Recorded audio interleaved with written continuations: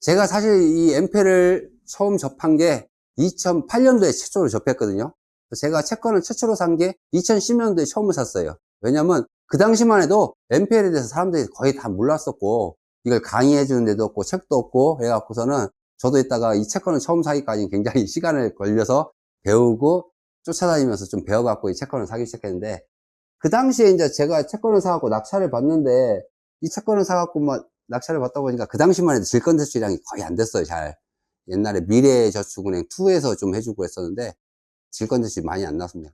저도 돈이 별로 없고 해갖고서는 뭐 채권 한두 개만 사면 질권대출이 안 나오니까 그 당시만 해도 거의, 그러다 보니까 뭐 돈도 부족하고 그래갖고 채권을 이거 사면 투자하면 좋은데 사람들이 왜 안 하지 해갖고서 제가 엠페를 갖다가 사람들한테 아무리 설명해줘도 사람들이 잘 못 알아듣더라고요. 이 UEV 원리를 갖다 설명해 주는데, 내가 채권을 갖다가 5억짜리를 3억 5천 주고 사온다. 그래서 내가 그 채권을 사온 채권으로 내가 경매를 입찰 들어가서 5억에 낙찰 받는다. 그럼 그 사람들이 그걸 이해를 못해. 그럼 어떻게 해? 법원에다 돈을 얼마나 빼? 에? 아니, 내가 채권을 5억짜리 갖고 있었으니까 법원에다 상계 처리하면 되지. 그랬더니 사람들이 그 원리를 잘 이해를 못 하더라고요. 그래서 제가 참 되게 고민하다가, 이걸 어떻게 설명하지? 설명할 방법이었어요. 아무리 좋은데. 그래서 제가 우연찮게 정말 제가 영등포 신세계백화점에 제가 구두를 사러 갔다가, 그때 저는 옛날에 대부분 제가 수업 시간에 한번 물어봤어요. 여러분들 혹시 구두를 사러 가실 때, 백화점에 구두를 사러 가실 때 언제 가서 사세요? 자, 상품권을 이용하시는 분, 상품권을 이용 안 하시는 분, 저는 상품권을 이용하는 사람이 무지 많다고 생각했었어요. 근데 대부분 사람들이 손을 드는데 3분의 1도 손을 안 들어요.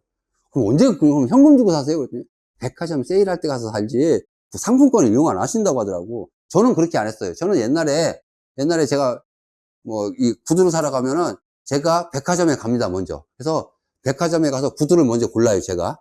구두를 고른 다음에 그게 상표를 봐요. 이게 엘카톤지, 그때는 이제 금강제한지. 그리고 보고, 그때, 그럼 금강제화가 10만원짜리 물건이라고 생각했잖아요. 그럼 저는 거기서 결제를 하는 게 아니라 밑으로 뚜루룩 내려와요. 그 당시에는 구두수선 가게에서 상품권을 팔았었어요. 그럼 가서 있다가 제가 금강제화 상품권 10만원짜리 하나 주세요. 그러면 거기서 팔아요. 그러면 그때는 금강제화는 20% 할인했어요. 그래서 8만원 주고 살 수 있었고, 엘칸토는 그때 30% 세일해갖고 7만원에 살 수 있었어요. 그래서 내가 사고 싶은 구두 가격만큼 상품권을 사갖고 그걸로 결제를 했어요. 그래서 저는 그렇게 사왔거든요. 그래서 제가 그때 느껴갖고 이 구두 상품권 원리를 갖다 NPL에 적용한 건데, 아마 대한민국 책들 보니까 NPL 가는 책들은 이제 구두 상품권 얘기를 써놓은 책들이 많더라고요. 인용부호를 안 붙였어요. 제가 제 책에서 뺏겼다는 인용부호를 안 붙이고 했는데, 이건 제가 개발한 상품권입니다. 자, 한번 들어볼게요. 자, 백화점에 구두를 사러 갑니다. 10만원짜리 구두를 산다고 가정할게요. 자, 나의 1차 보유자산은 현금 10만원을 갖고 있습니다.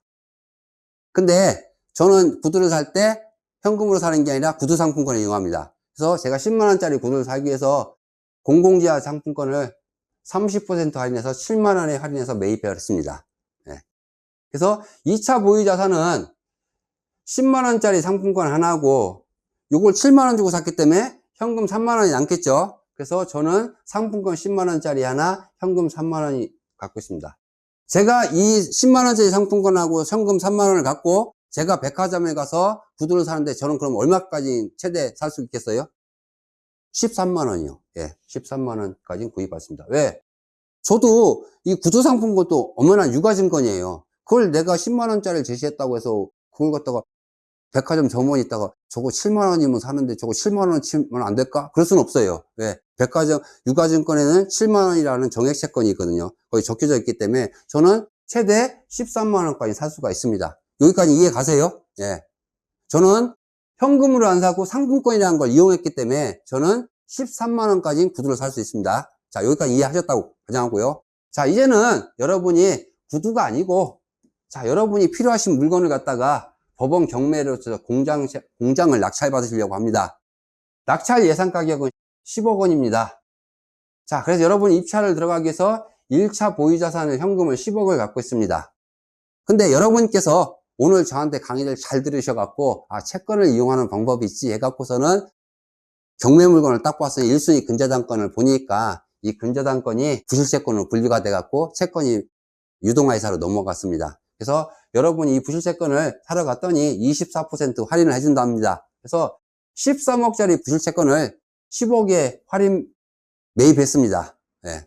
그래서 저희 2차 보유 재산은 이제 현금 10만 원이 아니라 NPL 채권 13억을 갖고 있습니다. 제가 채권을 원금하고 연체제가 합한 13억짜리 채권을 갖고 있습니다.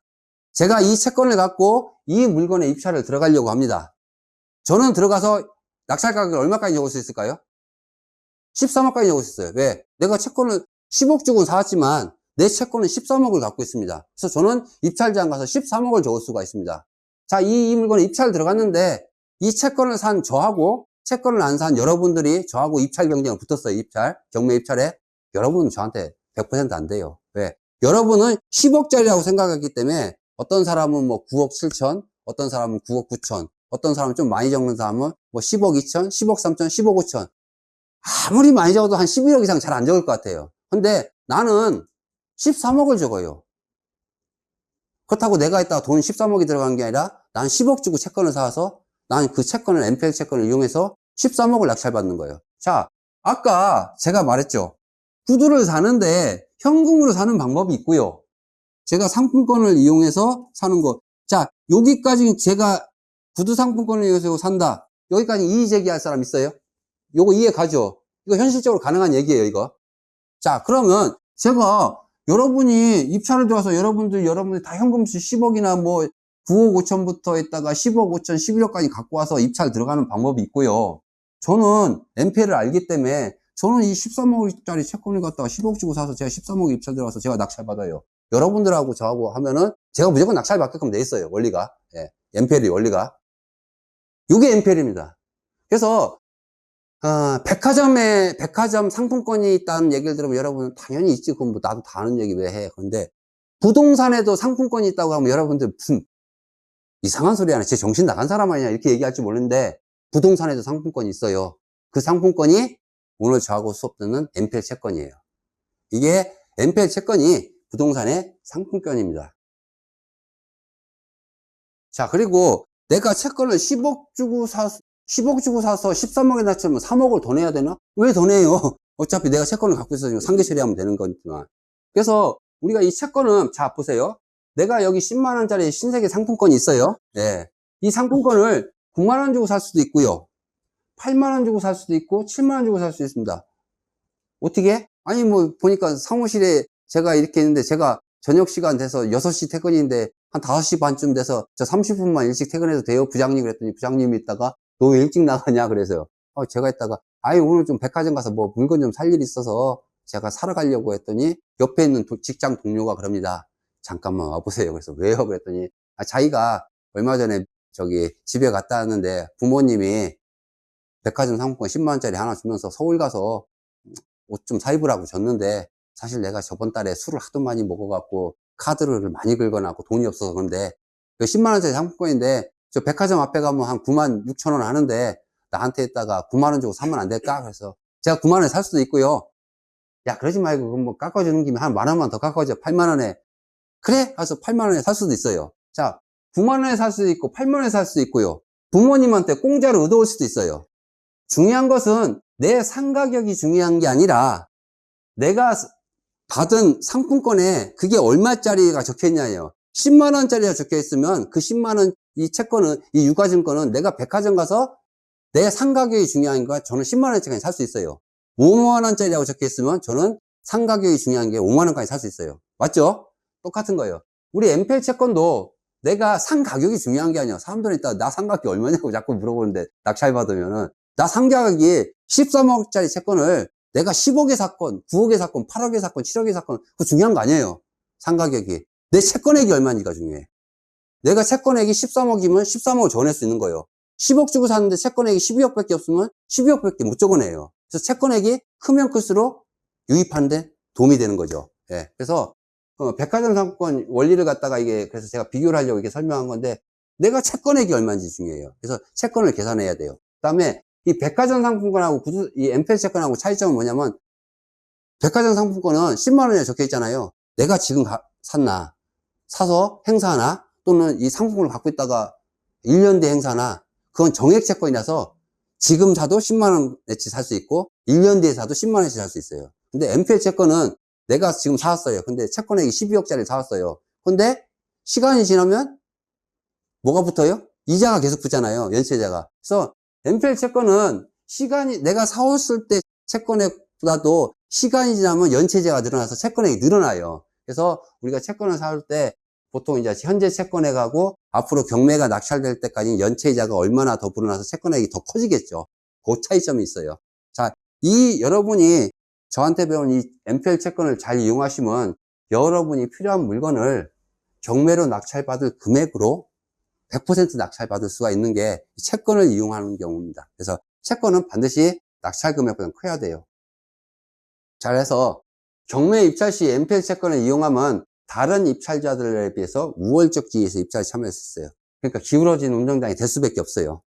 그 다음에 경매잔금 대출 받을 때 아무래도 이제 제가 채권을 위해서 높게 낙찰받았으니까 은행에서 가령 70% 대출한다면 10억에 70%면 7억이 나오겠지만 제가 13억을 적어냈기 때문에 13억에 70% 하면 9억 1천이 나오겠죠. 그럼 아무래도 자기 자본금이 좀 덜 들어가겠죠. 그 다음에 양도세 혜택을 받을 수 있다 없다. 양도세 혜택은 이제 안 돼요.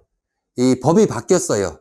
MPL을 갖다가 사람들이 잡고 있다가 잘 모르고 옛날에 양도세 혜택을 받을 수가 있었어요. 왜? 근데 낙찰 가격이 13억이니까 취득 가격이 13억이 되니까 이걸로 해갖고 사람들이 양도세 혜택을 받는다 하도 떠들었다니까 그런 것들은 조용히 MPL을 해야 되는데 자꾸 떠들었다니까 국세청에서 법을 바꿨죠. MPL 채권을 개인이 못 사게 만든 거예요.